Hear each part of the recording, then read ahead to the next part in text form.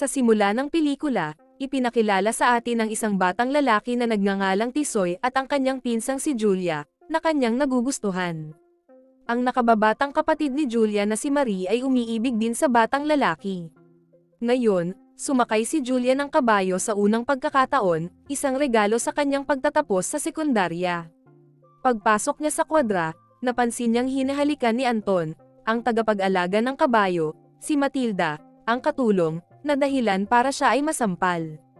Habang papalapit sa kabayo, bumulong si Julia na siya'y umiibig ngunit hindi sinabi kung kanino. Sa parehong oras, nagpapahinga si Claire, ang nakatatandang kapatid ni Tisoy, kasama ang kanyang kasintahang si Charles sa kagubatan. Sa oras na iyon, dumating si Julia sa mansyon para sa bakasyon kasama si Marie. Pagkatapos kumain, pumunta siya sa patio kung saan pinapanood ni Julia sina Claire at Charles na naglalaro ng ping-pong. Matapos makipag-usap saglit kay Tisoy, napansin ng batang lalaki si Julia at binanggit niya na siya'y nagdadalaga na.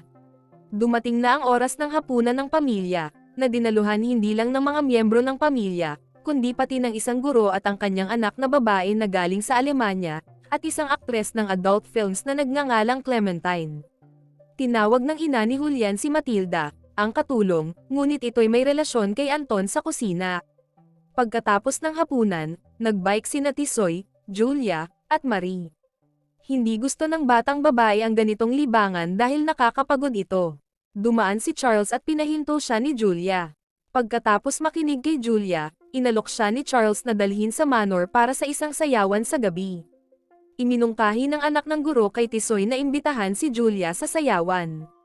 Hindi marunong sumayaw ang batang lalaki, at ganon din si Julia, ngunit nagpumilit ang anak ng guro.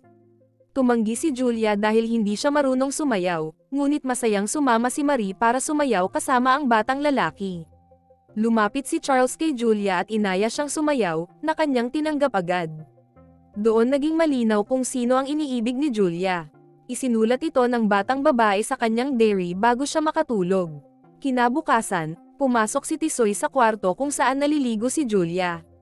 Inihayag ng batang lalaki ang kanyang pagkadismaya sa pagsayaw ni Julia kasama si Charles kagabi, dahil si Charles ay engaged sa kanyang kapatid. Gayunpaman, wala naman talagang nararamdaman si Julia kay Charles, at sinubukan niyang akitin si Julian sa pamamagitan ng pagbubukas ng kanyang tapal-odo. Nabigla si Tisoy sa kanyang nakita at umalis ng silid. Habang nag-uusap si Tisoy at Marie, napansin nilang may babaeng walang tapal-odo sa tabi ng lawa. Ipinagbigay alam ni Marie sa kanyang pinsan na tignan ito. Sa mga sandaling iyon, dumaan ang kartero at napanood din ang nangyayari. Dahil sa pagka-distract, nahulog ang kartero sa lawa. Tumakbo ang babae papunta sa tubig, iniligtas ang kartero, at ibinalik siya sa pampang. Samantala, dinala ni Charles si Julia sa lawa gamit ang kanyang kotse.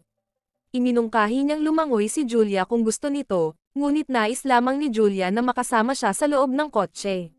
Sinimulan ni Charles na hawakan si Julia, kunwaring inaayos ang posisyon nito, pagkatapos ay itinapon niya ang mga susi ng kotse. Lumabas si Julia ng kotse upang mamitis ng bulaklak.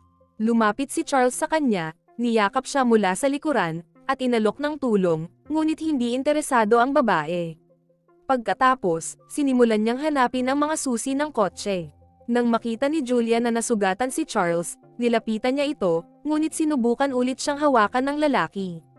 Ngunit nakaalis si Julia. Kinabukasan, habang naglalakad sa kagubatan, napansin ni Tisoy at Marie si Charles sa isang puno. Pinapanood si Julia na walang tapal-odo habang nakahiga ang kanyang anak na si Lightning sa ilalim ng puno, nakapikit. Pagkatapos habulin ang mga bata, bumalik si Charles kay Claire at napansin ang isang kotse na dumaan sa harapan nila na ang nagmamaneho ay isang tupa. Dahil sa insidenteng ito, pinagalitan si Tisoy at hindi pinayagang umalis ng kanyang silid sa gabi. Dinalhan ni Matilda si Tisoy ng hapunan at napansin niya kung gaano ka-luxurious ang kama ng batang lalaki. Nagtanong siya kung pwede siyang humiga sa tabi nito. Tinanong ni Matilda kung nakahalik na ba siya sa isang babae sa totoong buhay. Kung oo, iminungkahi niyang gawin niya iyon sa kanya. Nahihiya man, hinalikan siya. Pagkatapos, nagsimulang magbasa ng malakas si Tisoy ng isang lumang romantikong tula. Habang inuulit ni Matilda ang kanyang binabasa, nag-alis ng tapal-odo ito at humiga sa tabi ng bata. Habang nagdi-dinner ang pamilya, nalaman ng ina ni Tisoy mula kay Charles ang nangyari kanina sa kotse. Pumunta siya sa kwarto ni Tisoy upang bigyan ito ng parusa ngunit naabutan niyang magkatabi sina Tisoy at Matilda, parehong walang tapal-odo. Si Edward, ang ama ni Tisoy, ay nagbigay lamang ng isang payo, subukan niyang huwag muling mahuli. Kinabukasan, dumating si Maylin, isang bagong katulong, upang palitan si Matilda na tinanggal na sa trabaho. Napansin ni Marie na nililigawan ni Charles ang bagong katulong at ibinalita ito kay Tisoy. Agad na sumulat ng 3 liham si Tisoy. Isa sa pangalan ni Charles at ipinadala ito kay Julia, humihiling na magkita sila. Ang pangalawa, sa pangalan ni Madeleine at ipinadala kay Charles, at ang huli ay sa pangalan ni Charles na ipinadala naman kay Maylin, inaanyayahan siyang magkita. Nauna si Julia na dumating sa lugar ng tagpuan, ngunit si Tisoy ay nakatago na doon upang makita ang mga mangyayari. Dumating si Maylin, at sa wakas, si Charles mismo. Nang marinig ni Julia ang boses ni Charles na tinatawag si Madeleine, natahimik siya. Itinulak ni Charles ang batang babae sa pader at pinalakpakan niya ito. Kitang-kita ni Julia ang lahat habang umiiyak at agad na tumakbo palayo. Kinabukasan, kaarawan ni Julia at ipinagdiriwang niya ang kanyang ika-15 na taon. Sa okasyong ito, naghanda ang pamilya ng isang dula kung saan sina Clementine at Tisoy ang mga pangunahing gumanap. Kasama rin sa mga manonood ang Count, ngunit nandoon lamang siya dahil may utang ang pamilya ni Tisoy sa kanya. Sa pagtatapos ng palabas, si Edward, ang ama ni Tisoy, ay interesado kay Justine at inanyayahan siyang sumama sa kanya sa parke. Matapos umalis ang mga bisita, ibinigay niya ang kwintas na ibinigay ni Clementine kay Tisoy bilang regalo sa kaarawan sa katulong. Makaraan ng ilang sandali, biglang lumikas ang lahat mula sa manor dahil ini-anunsyo na may digmaang sumiklab. Lahat ng mga lalaking nasa tamang edad sa manor ay ipinadala sa frontline, maliban kay Tisoy at ang propesor mula sa Austria. Si Tisoy at ang mga katulong ang kailangang magsagawa ng lahat ng gawain dahil wala ng mga lalaki. Isang araw, dumating si Justine, ang katulong, sa bodega at nakita si Tisoy na natutulog matapos ang isang araw ng mabigat na trabaho.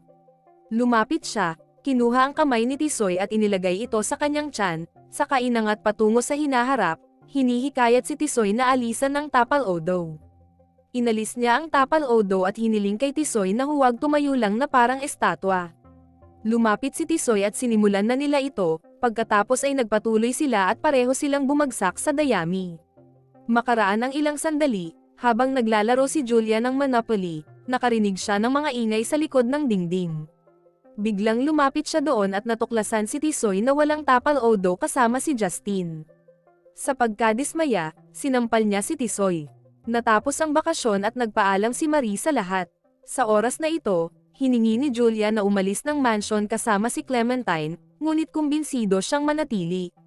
Biglang pumasok si Tisoy sa kwarto at gustong malaman kung ano ang problema ni Julia, dahil napansin niyang umiiyak ito. Ngunit itinulak siya ng batang babae palayo. Sa galit, nagtataka siya kung paano niya nagawang mahalin ang isang makasariling babae tulad ni Julia. Nagiging matindi ang sitwasyon. Nagmahalan sila. Sa huli, napagtanto ni Julia na gusto rin niya si Tisoy, ngunit nalilito lang siya. Nagsama sila at nagkaroon ng masayang mga sandali. Salamat sa panonood ng recap na ito. Kung nagustuhan nyo, mangyaring i-like at mag-subscribe sa aking channel para sa mas marami pang pelikula. Huwag ding kalimutang mag-comment sa ibaba at sabihin kung anong pelikula ang gusto nyong i-recap ko sa susunod.